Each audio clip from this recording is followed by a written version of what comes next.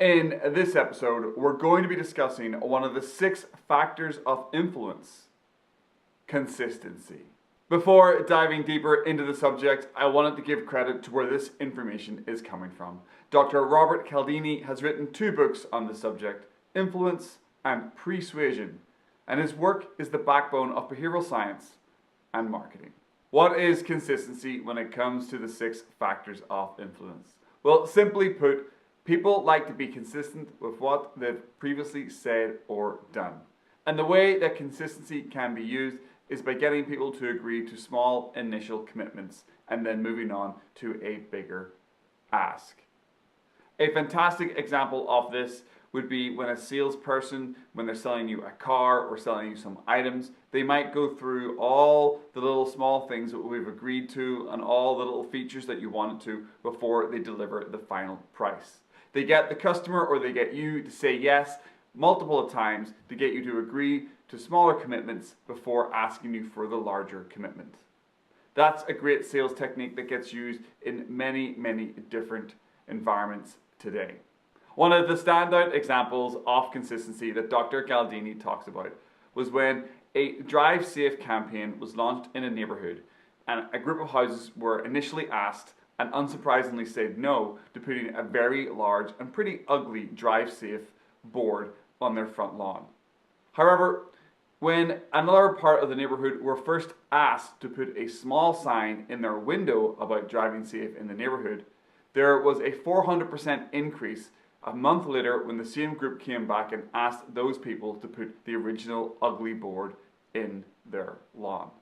It's amazing how agreeing to something first of all and making a small commitment can then get you convinced that this is a good thing, and then when a larger ask comes along, you've already subconsciously committed to that larger yes. Consistency is also very important for any type of organization.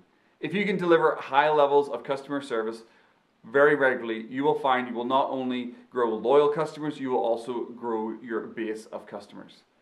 Consistency can also have a negative side effect. If you're consistently inconsistent, you will find that you may not just lose customers, but you may also lose staff and team members and partners. Because no one really wants to work or shop around an organization that is consistently inconsistent, because you're not sure what you're going to get from day to day. Being consistent is an extremely important part of our lives.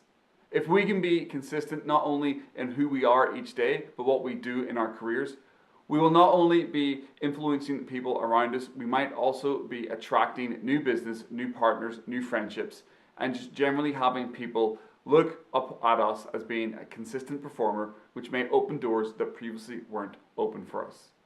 Consistency is one of those factors of influence that it might be a little bit more of a long haul game, or a factor of influence where you need to set up the conversation and be consistent for asking the larger ask. Consistency, I think, is more about relationship building. Consistency for me is about stepping up to the plate every day and delivering on the expectations that you previously set out as a person or as an organization. If you want to be successful in any field, or if you want to be successful in any part of your life, I definitely think sitting down and looking at where you can be consistent can influence your behavior in many, many different areas of your life. You can start being consistent today by hitting that like button for me, and then hitting that like button again every video that I release, and you can build a long, unbroken chain of consistent effort. Also, hit that subscribe button, because I will do my best to deliver consistently great content each week for you to get consistently better in your life. Thanks very much for watching. I hope to see you next time. And as always, make it a good one.